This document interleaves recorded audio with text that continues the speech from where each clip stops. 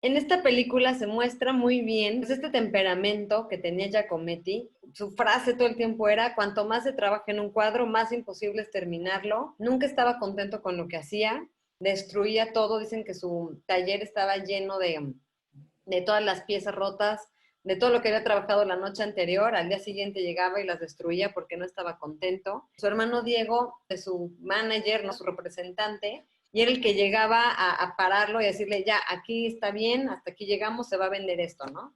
Porque si no, Giacometti siempre quería estar como arreglándolo. En esta película de este James Lord, en esta experiencia de estas 18 sesiones, pues Giacometti sufre y lo padece, ¿no? De verdad, sufre porque dices que no me está quedando y otra vez agarra el pincel grueso que tenía blanco y otra vez a borrarlo todo y a volverlo a hacer, ¿no? Hasta que un día James Lord le dice a Diego, al hermano de Giacometti, le dice, pues yo ya me tengo que regresar, ya van varias veces que pospongo este vuelo y me está costando carísimo, entonces voy a hacer una cosa.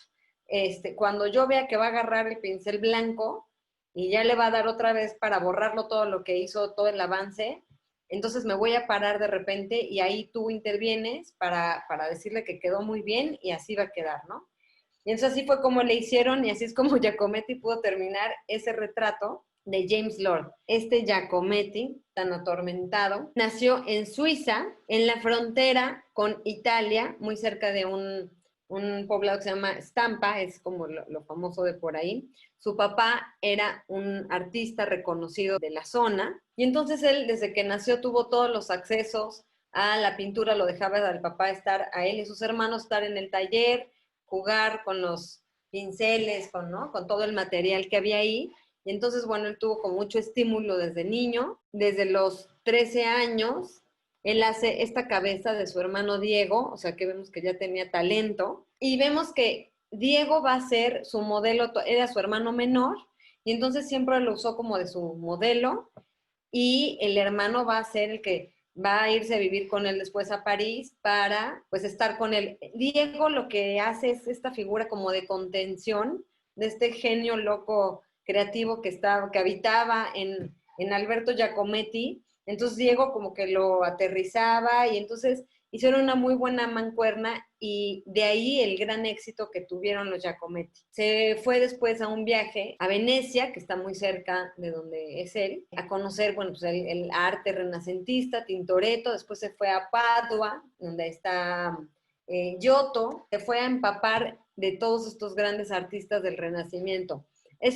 Este recorrido por Italia es algo como muy común en los artistas. Por ejemplo, si pensamos en Diego Rivera tuvo un momento en el que también se fue a recorrer a todos estos, pues justo como para empaparse de todo este arte del Renacimiento, ¿no? Como aprendizaje. Y luego se fue a París.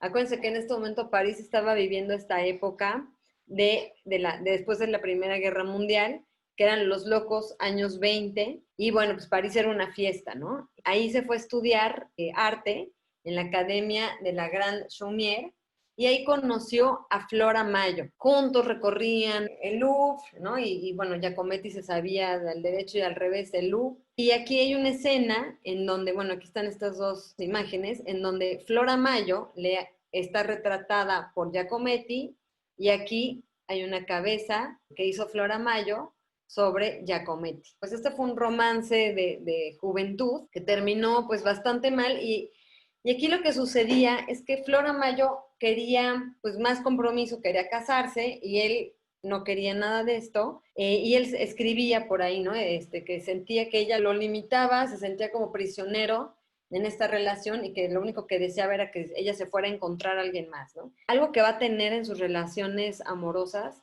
es este juego como de dominación, de poder. Iba con prostitutas, todas las noches se iba a los bares, él vivía en Montparnasse, y entonces, bueno, todas las noches, hasta que tuvo 60 y tantos años antes de su muerte, seguía yendo a los bares y de ahí a visitar a las prostitutas. Y bueno, pues un día Flora Mayo le es infiel con alguno que conoce por ahí, y esto fue el acabose porque eso sí, él nunca se lo va a perdonar. Y a partir de ahí van a romper. Va a ser importante porque esta relación, cuando corta con Flora Mayo, él se libera como todas ¿no? Las pasiones que estaba por ahí, que tenía contenidas, y entonces es cuando va a empezar a crear, empieza una etapa importante en el arte. ¿Qué pasó con Flora Mayo? Bueno, pues ella estaba estudiando artes plásticas y se embaraza de alguien y se tiene que regresar a Estados Unidos y termina trabajando para una fábrica. Le tocó la crisis del 29, el crack de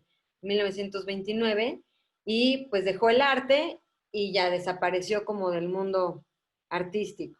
Pero vean, esto es lo primero que empieza a hacer Giacometti. Vean, 1926. Y esta se llama La mujer cuchara. Si se fijan, tiene mucha influencia de Brancusi, ¿no? Para este entonces Brancusi ya era Don Brancusi, que en 1913 había sido Armory Show en Nueva York y Brancusi ya había mandado su escultura. En este momento tenemos a un Giacometti que va iniciando y a un Brancusi ya reconocido. Estas son de sus figuras más importantes. Esto es en yeso, que después va a ser en bronce. Aquí está. También Giacometti, pues cuando en sus visitas al Louvre, iba y se inspiraba pues de las esculturas egipcias, de todo lo africano. Acuérdense que en este momento también los cubistas, van a usar los surrealistas, todos estos de las vanguardias se inspiraban en el arte africano porque justo era como liberarse de lo aprendido, ¿no? De la cultura occidental, el Renacimiento y demás, irse a todas estas culturas, ¿no? Que veían como más puras. La idea era quitarse de todo lo aprendido por lo occidental e irse a algo como mucho más naif, por eso muchos le decían naif, ¿no? Como más inocente, más puro. Y entonces, bueno, aquí está claramente una influencia africana, pero es muy sexual, si se fijan, ¿no? Es un falo y la figura de una mujer que es como de una vagina. Y bueno, vean, ¿no? Esta mujer de 1928 también es muy tipo Brancusi, igual en yeso, y es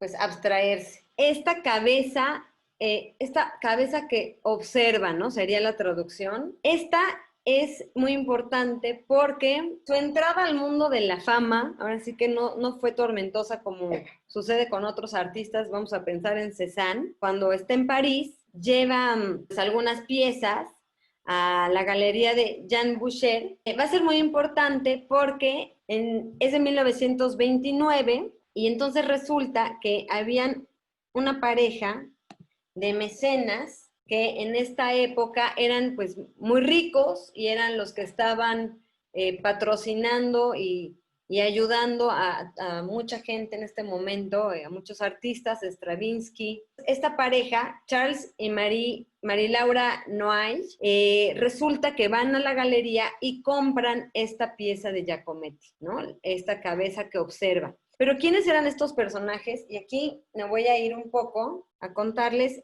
otro movimiento que es el surrealismo, porque resulta que en 1929 Buñuel había sacado su película famosísima Perro Andaluz. Cuando esta pareja vio el Perro Andaluz, inmediatamente llamaron a Buñuel para ofrecerle que pues le iban a dar dinero para que hiciera otra película. Bueno, todavía él puso sus condiciones y todo, y accedió a hacer otra película que va a ser La Edad de Oro, y que va a salir un año después, en 1930. Bueno, esta película de la Edad de Oro también va a ser significativa. Aquí la idea es ver cómo es este ritual de apareamiento de los escorpiones y cómo es una relación de poder y al final un escorpión termina picando a otro.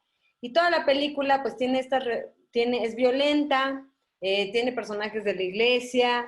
Entonces, bueno, causó todo un revuelo. Dicen que cuando la presentaron por primera vez, la presentaron primero en su casa y con los intelectuales, ¿no? Entonces, todo el mundo la aplaudió, pero cuando la presentaron al público se armó tanto escándalo que la mamá de este Charles tuvo que ir al Vaticano para que no lo excomulgaran y prohibieron esta película durante 50 años. Pues fue tanto el shock que la prohibieron. Aquí, esta imagen de los escorpiones va a quedar ¿no? en el imaginario de estos surrealistas. Entonces, si vemos, así es como Giacometti entra a este grupo de surrealistas, es acogido por Breton, que era pues el organizador de todo este grupo, lo invitan a formar parte de su grupo. Y entonces va a ser su etapa surrealista, en donde va a ser muy explícito aquí las figuras sexuales, otra vez hombre, mujer, y violentas. Algo que tiene mucho este grupo es que hablan de estas pasiones contenidas, sobre todo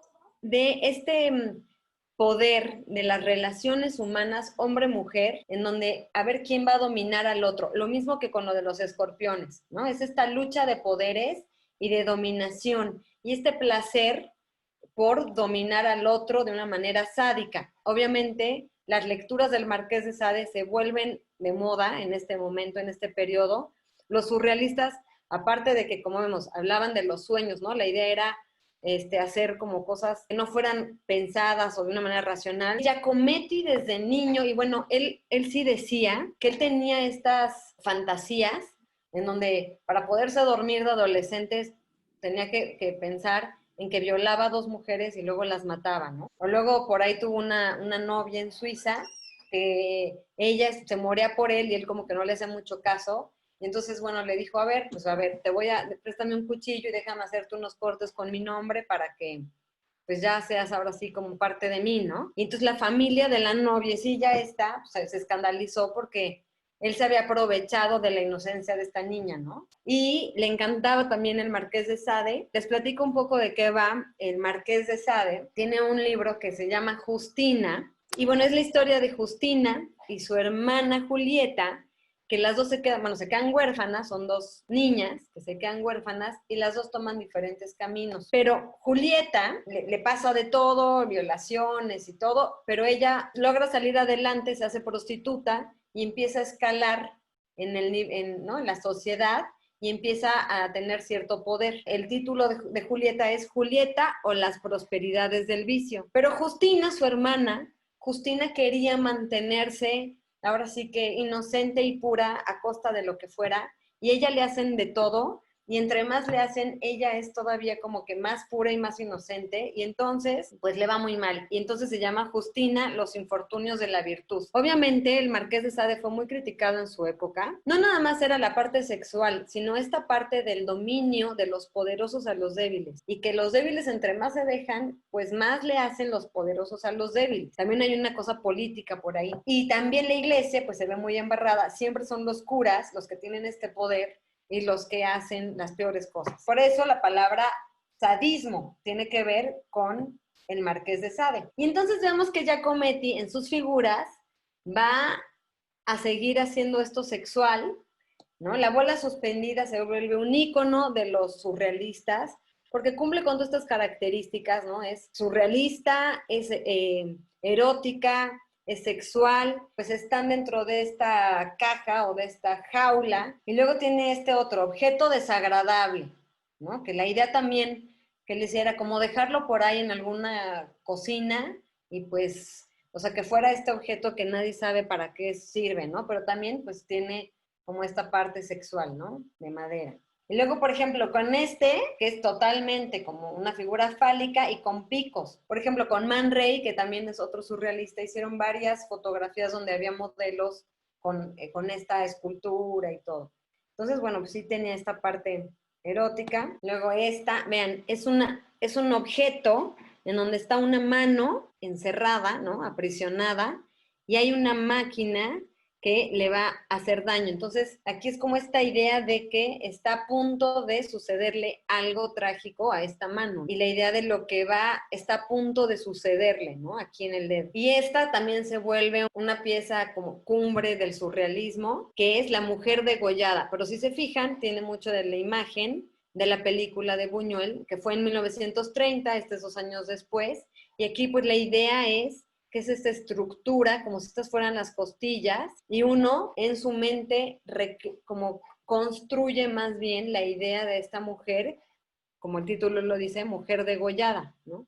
Pero como que ya está ahí, ya después te puedes imaginar perfecto lo que pudo suceder antes para que esta mujer termine así, ¿no? Todo esto es de su etapa surrealista, y luego hace que es el Palacio a las 4 a.m. Y aquí pues la historia es un poco que, bueno, él tenía pues un amante que conoció y que lo llenaba de vida y que se desvelaban haciendo palacios de cerillos, construyendo como cosas de cerillos, y decía, cualquier cosa, cualquier mínimo movimiento, pues tumbaba todo y había que empezar de nuevo. Toda su vida va a ser así, o sea, el empezar de nuevo, el tirar todo, quitar todo lo que ya hice para volver a construir, ¿no? Pero es esto como de las relaciones y un poco como lo que él sentía con Flora, o como las relaciones de poder que después va a tener él con su esposa, por ejemplo, en donde dices, pues tú lo puedes dejar el día que quieras, ¿no? Pero no lo dejas, o sea, estás metido en esta prisión que no te puedes liberar. Y entonces aquí la idea era este romance que lo aprisionaba. Historiadores y críticos han dicho que esto es como la figura de la madre, porque tiene las faldas largas y es una figura de mujer,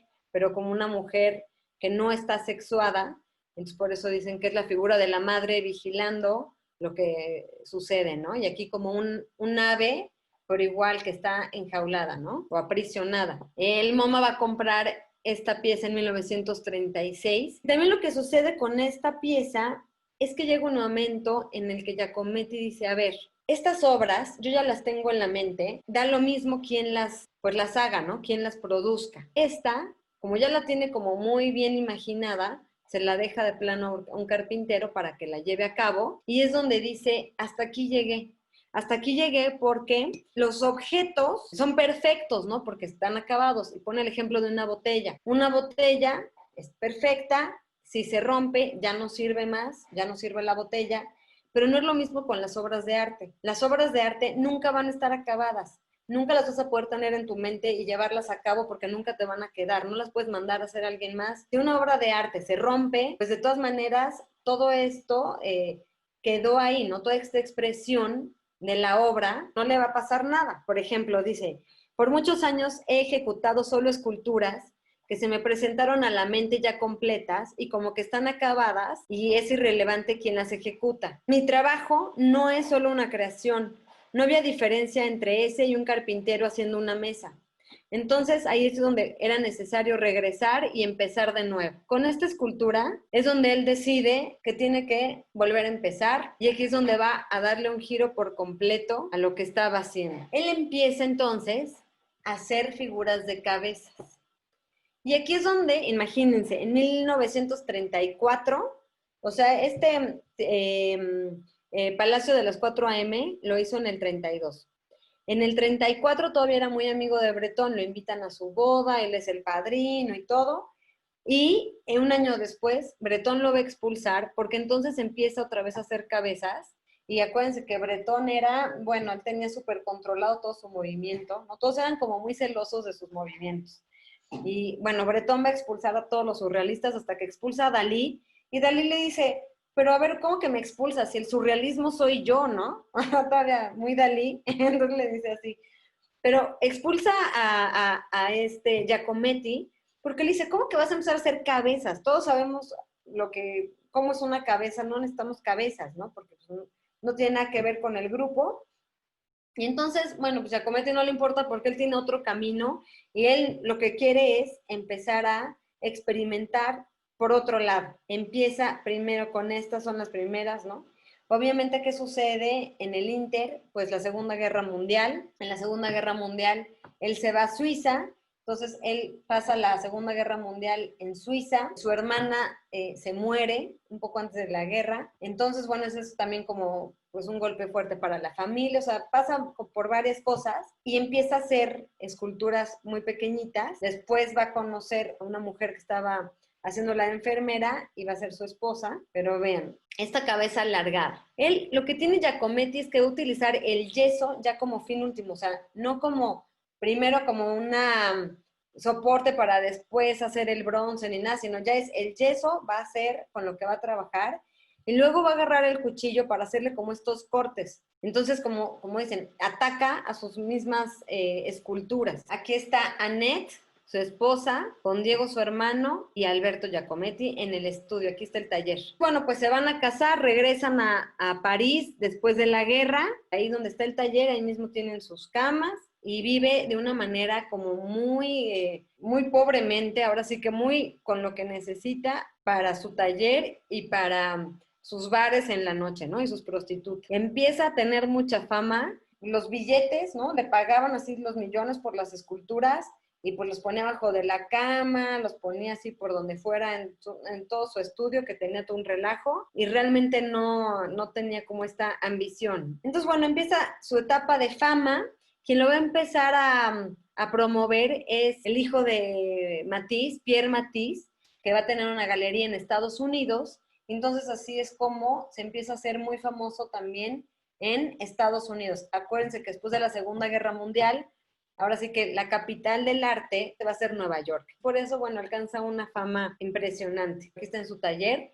Él siempre trabajaba con su traje negro y su corbata, pero siempre como todo sucio y manchado, ¿no? Empieza a hacer estas figuras que aquí lo que empieza a experimentar es con la textura, con lo visual. Y aquí está en yeso y en bronce, y aquí como si fuera del mismo, ¿no? Como si se está derritiendo, o más bien al momento de crearlo, es todo parte de la misma, está ahí, ¿no? Su huella, ¿no? Al momento de estar trabajando con el material. Ahora, en 1956 es la Bienal de Venecia y él va a representar al Pabellón de Francia. Y bueno, ahora sí, su obra cumbre, que es The Walking Man. Él de niño, pues tenía un libro de Rodin, que era, ¿no? Admiraba mucho a Rodin, que tenía esta escultura que se llama igual, ¿no? The Walking Man. Pero vean, fuerte, totalmente pulido. Y la idea de la escultura, hasta este entonces, va a ser mostrar la piel del cuerpo humano. O sea, al momento de representar la figura humana, la idea va a ser que con el bronce se represente esta textura de piel, de músculos, la suavidad. ¿Pero qué va a hacer Giacometti? Todo lo contrario. Nada que ver con este hombre fuerte, sino va a ser son estas figuras casi que están a punto de desaparecer. Jean-Paul Sartre era muy amigo de Giacometti y escribía sobre estas esculturas y decía que siempre, aunque tú estuvieras cerca de estas esculturas, te daba esta idea de que estabas viéndolas de lejos, porque lo que quería Giacometti era esta impresión, causar esta impresión de un hombre que se va alejando, ¿no? ¿Cómo ves a una persona que se va alejando? Giacometti va a hacer un parteaguas en el mundo del arte en cuanto a que antes las esculturas tenían como toda esta carga de que era un individuo, ¿no? Y aquí no, aquí ya se vuelve personaje en donde ya no vas a verle la piel, ¿no? Ya no le vas a ver los detalles y eso, sino que ya va a ser pues algo borroso, pero sabes que es un personaje. No te pierdas el próximo video y no te olvides por favor de darle like o compartir. Nos vemos a la próxima. ¡Suerte!